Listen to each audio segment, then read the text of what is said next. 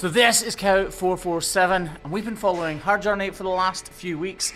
She has an extremely sore front left foot, and actually after the first visit, it got even worse. So we're back today to see how she's doing now. And actually, something rather strange has happened. This is the Hoof GP. So here is a quick recap of cow 447's journey so far. We first saw her around a month and a half ago, and she had this very sore front left foot. We trimmed it up, removed everything we needed to, applied a block and a bandage, and did everything that we should do. But this is how she was looking on the second visit. Actually worse than the first one, which was seriously disheartening. The problem was starting to go up the inside of the hoof capsule itself and extending all the way up towards her ankle. This was disheartening, but it meant we could remove even more and hopefully get to the root of the problem this time. Again, we did everything we could. We applied a block, a bandage, and we let her go, and this is how she was walking. On her third visit, she had improved. I was really happy. This is how she was looking, and she was well on the way to recovery. The block was still in place and everything was looking really good. However, we're back again, and today this is her walking into the pen behind the crush, and as you can see, something is amiss. She's now gone lame on her back right foot, and she still has that problem on her front left foot. So she is in the crush right now. Let's get her feet in the air and see what on earth is going on with her feet now.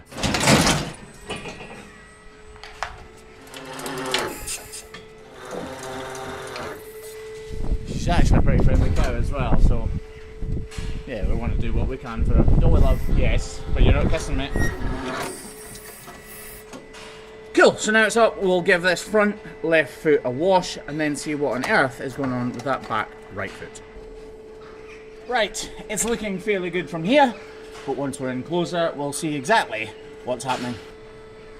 Obviously, we can see the remnants of where this problem has been. It's not going to have grown that quickly. This hoof horn only grows at around 7mm a month, and it was all the way up here. So it's descended down at its 7mm a month, and actually is looking really good. We're just going to take this top little layer off, just to make sure there's no cracking or anything like that. We need to make sure this hoof is forming nice and firmly and there's no deviations or problems within it, so that the healing of this is complete and true, not bitty and likely to happen again.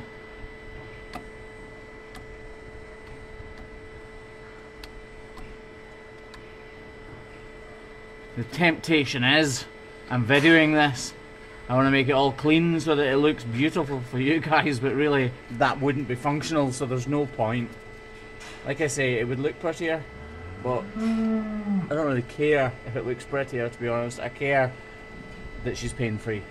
All of this is 100% fine. Look, I can do whatever I want and she's not flinching in any way. We just need to get this tidied up, and that'll be it for this foot. It's just these scraps, these inconsistencies if you like, and we can actually model her out a little bit more. Always being careful. When you trim like this, you look like you're not very good with a knife because you're taking such small slithers, and it can look like the knives aren't sharp, but believe you me, because of Kevin, these are extremely sharp. See, I can be nice when I want to be. Aye, now and again, aye.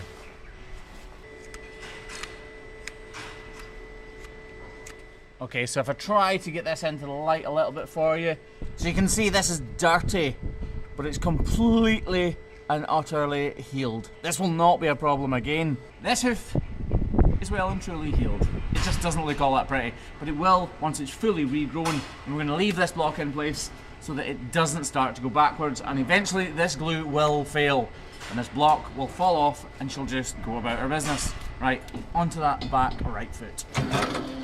So you can see this foot is well kept. It's the right length, it's the right height. The model's pretty good. It could have been maybe slightly wider, but it is well kept.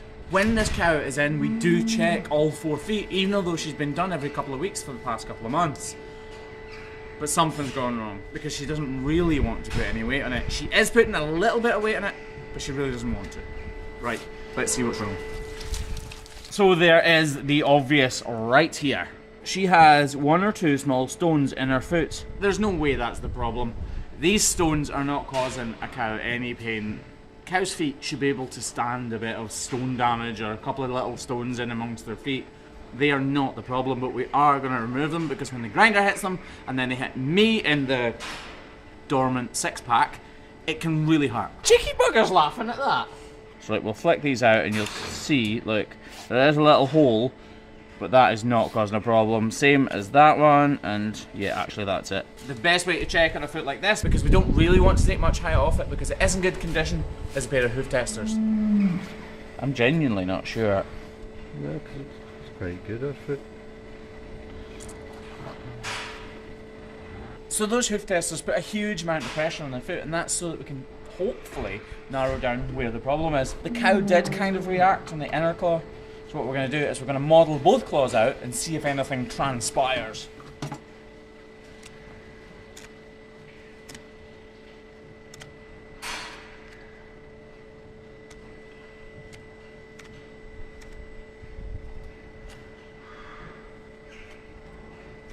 So she does have a small amount of bruising on this foot. That pinkness you can see actually is from the food that they eat at this farm. It's not bruising. This yellow part actually is bruising, believe it or not though. Just slightly though. Okay, so nothing is becoming obvious on this outside foot. Apart from, like I say, that small amount of bruising, but that wouldn't cause her to be in so much pain.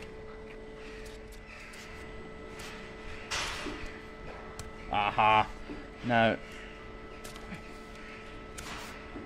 this looks like we're finding a problem.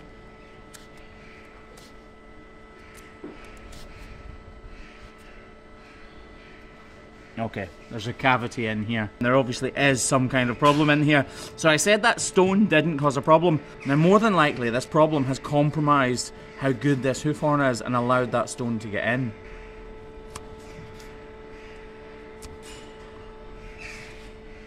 I was honestly at a complete loss as to why she had gone lame. But as this trim progresses, it's becoming more and more clear to me exactly what has happened, why it's happened, and whose fault it is.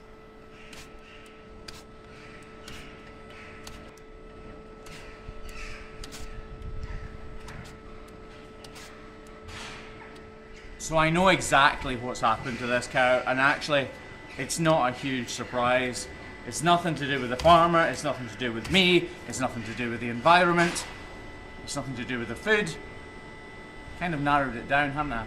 I'll tell you in a little minute what has caused this problem. Truth be told, I'm buying my time. I'm almost certain I know what the cause and problem is that we're dealing with, but it's better to be sure rather than give it a guess.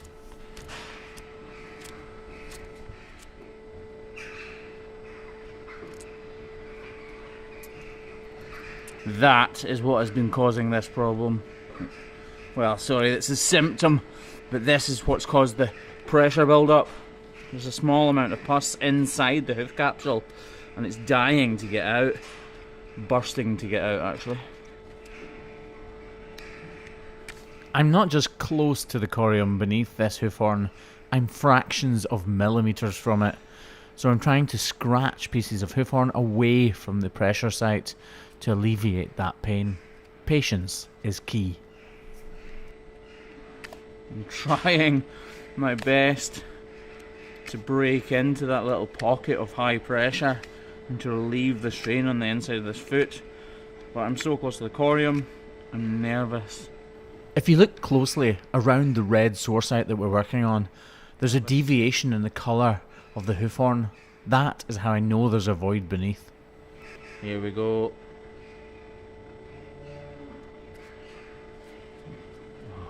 Oh, I'm happy with that.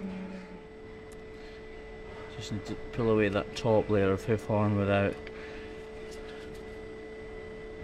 really touching anything else.